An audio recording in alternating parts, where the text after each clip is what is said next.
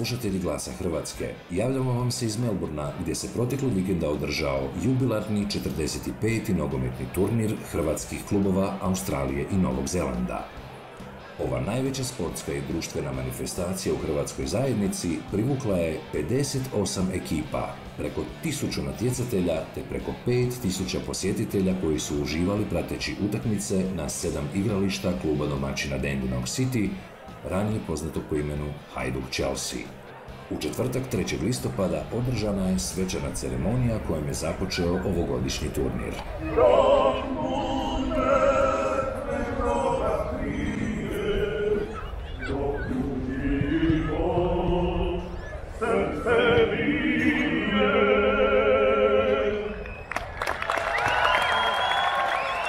Himna Australije i Republike Hrvatske otpjevala je nadaleko poznata klapa Samoana, a prisutnima su se obratili predsjednik nogometnog kluba Dandenong City Toni Dorotić, predsjednik Hrvatskog nogometnog saveza Australije i Novog Zelanda Jure Dragović te gospođa Angela Long u ime gradonačelnika okruga Greater Dandenong.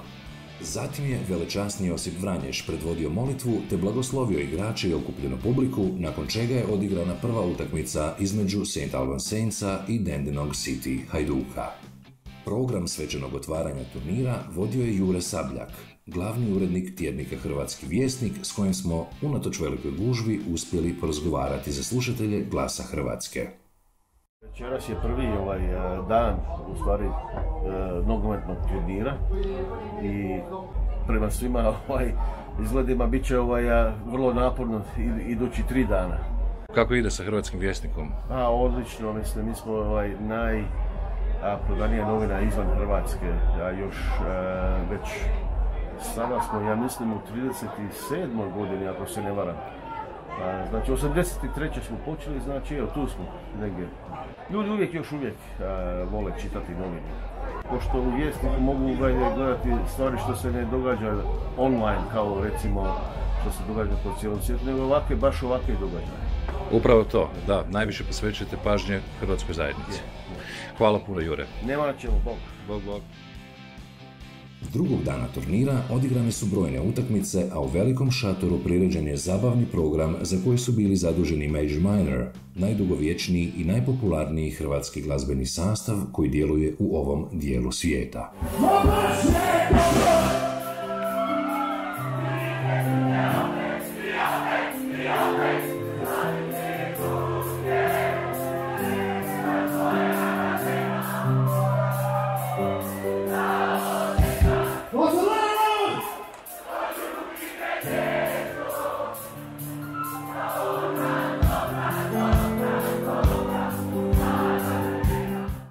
U subotu navečer, u velikoj dvorani melbourneškog Marvel stadiona održana je tradicionalna gala večer na kojoj je pred nešto manje od 1000 uzvanika izabrana ovogodišnja mis Hrvata Australije i Novog Zelanda, Ivana Čolina, predstavnica nogometnog kluba Strathmore Split.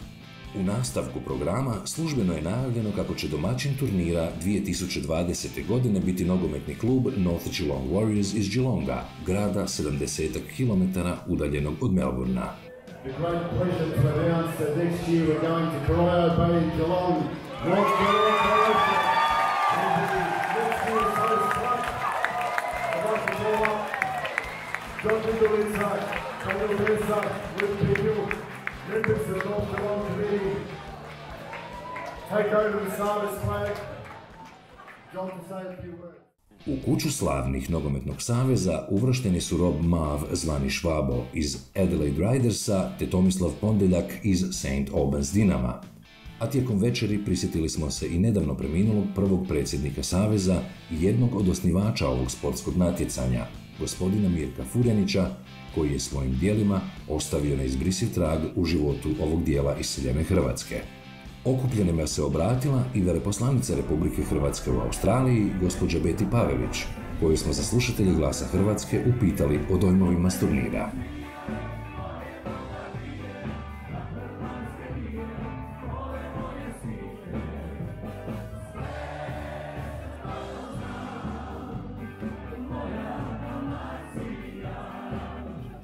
Danas su mi rekli da je 1000 igrača, a za svakog igrača još nekih 4-5 ljudi došlo na ovaj turnir.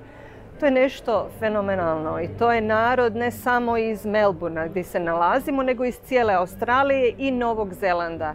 Gdje god mi putujemo, sa zajednicom se sastajemo, ta ljubav prema domovini i mladi koji ne govore hrvatski, ali znaju za domovinu. Evo, upravo smo slušali jednu mladu koja se natječe za Miss Hrvatske u Australiji i rekla je: nisam nikad bila u Hrvatskoj, ali kad odem prvi put, najvažnije mi je otići u selo mojih roditelja, da znam kako su oni živjeli. I to je to što povezuje tu mladu generaciju sa domovinom i na tome svi ćemo mi dalje raditi da ih nekako privučemo i držimo blizu nas.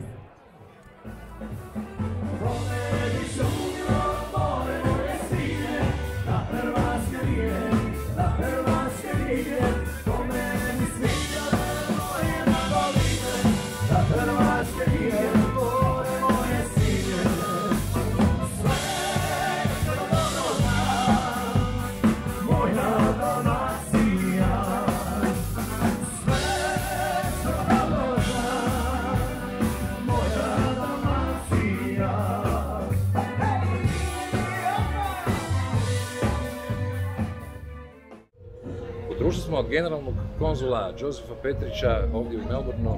Koliko ste već dugo na dužnosti? Uskoro će biti godinu dana. Uskoro godinu dana. Baš upravo je gospođa Pavelić rekla da sam joj baš danas navršilo godinu dana. The honeymoon is over. Kako se vama sviđa 45. jubilarni hrvatski turnir? Pa sviđa mi se zato što mi je zanimljivo vidi kako se zajednica u biti druži i to ne ovdje večeras. Ovo mi je normalno, jer ovo se non stop dešava ovakve večeri, nego ono što mi je posebno je ono što se dešava preko dana. Tamo su ljudi s obitelji, iz cijele Australije, ljudi koji se nisu nikad vidjeli. Na primjer, moj najdraži primjer je dan što se meni desilo. Nakon 20 i nešto godina sam susreo jednog rođaka. I to je u biti najvažnije što se tu dešava. Uz naravno sve to što se dešava u sportu, ali za nas, ajmo reći, diplomacije, nama je važno da se naši ljudi spajaju i druže.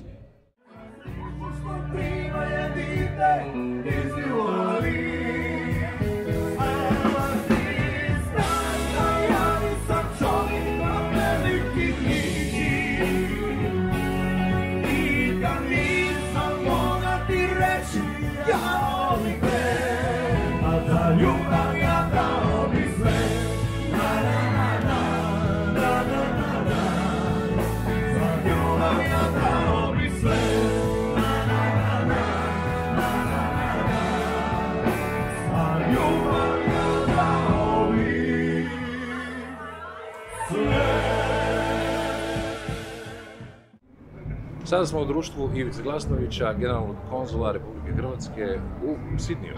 Kako vam se čini ova melbourneška velika proslava hrvatstva? Pa evo, moram reći da mi je ovo prvi turnir ovdje u Australiji. Moram priznati da sam presretan jer sudjelujem u jednom svehrvatskom jedinstvu ovdje u Australiji. Pa evo, poznamo što su to brojke, 4 do 5 tisuća ljudi se okuplja na sportskim terenima. Skupilo se preko 56, ako se ne varam, momčadi, timova, muških i ženskih. Jeste pratili nešto nogometa? Pa evo, ja sam gledao malo neke utakmice, moram priznati jednostavno nije moguće sve vidjeti, ali evo gledao sam posebno ove timove koji su u mom konzularnom području i evo sretan sam i zadovoljan da su neki od njih i u finalu.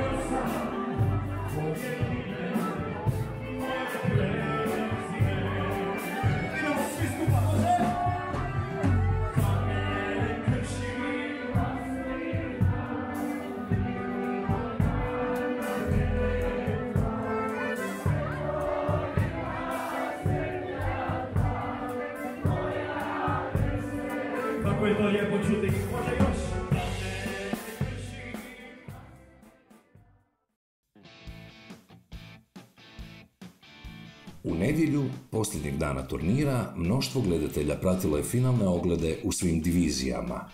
Tako su u finalu ženskog dijela natjecanja slavile djevojke iz Canberra Dikina koje su s konačnih 2:0 pobijedile suparnice iz Aucklanda. U finalu veterana iznad 45 godina susreli su se Gold Coast Croatia i Hurstville Zagreb. U vrlo uzbudljivoj i izjednačenoj utakmici odlučujući pogodak postignut je nepunu minutu prije posljednjeg sudačkog zvižduka. Rezultatom 2:1 pobjeda je pripala veteranima s Gold Coasta. Domaća ekipa Dandenong Citya osvojila je pehar u Masters diviziji u kojoj su se natjecali veterani ispod 35 godina starosti. U ogledu s Gospić Bearsima slavili su s rezultatom od 2:0.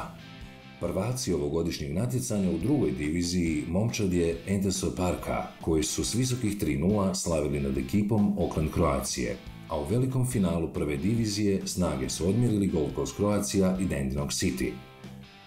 Iako su dominirali kroz cijelo prvo poluvrijeme, igrači s Gold Coasta popustili su pod pritiskom domaće ekipe koja je s minimalnih 1:0 nakon 40 godina uspjela osvojiti prestižnu titulu prvaka nogometnog turnira Australije i Novog Zelanda. Nakon što je sudac označio kraj utakmice, uslijedila je erupcija oduševljenja domaćih navijača i moglo je početi slavlje koje je potrajalo do kasno u noć.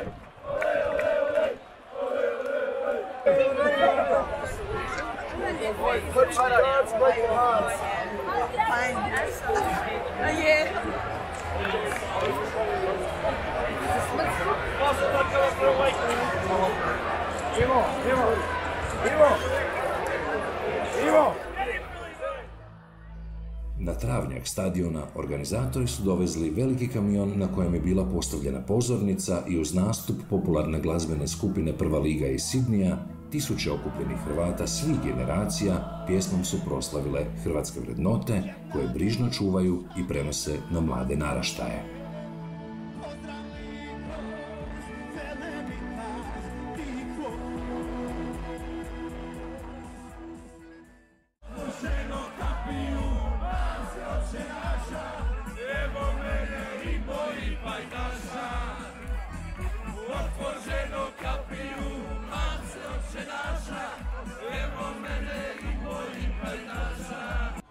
Evo nas opet s gospodinom Ivanom Filipovićem iz tvrtke ID Constructions, velikim sponzorom hrvatske zajednice u Melbourneu.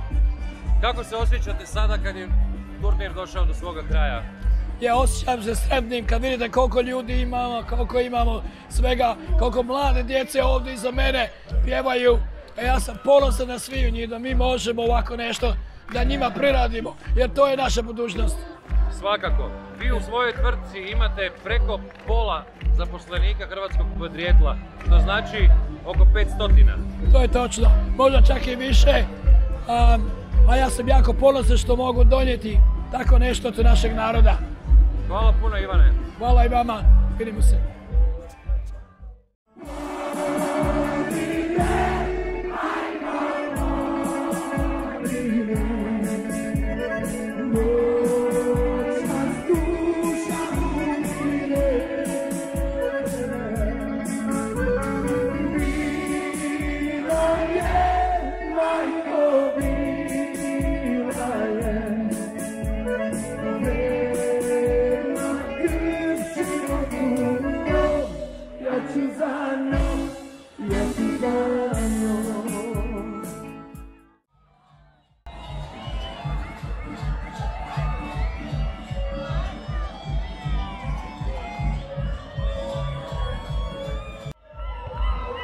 Evo, iako je kiša počela padati, ljudi se ne predstavljaju zabavljati. Prema ovom svemu viđenom možemo zaključiti da se hrvatska zajednica Australije i Novog Zelanda izvrsno odupire asimilaciji i tko zna, možda će netko od ovih mališana sutra zamijeniti dom u Australiji sa domom u Hrvatskoj.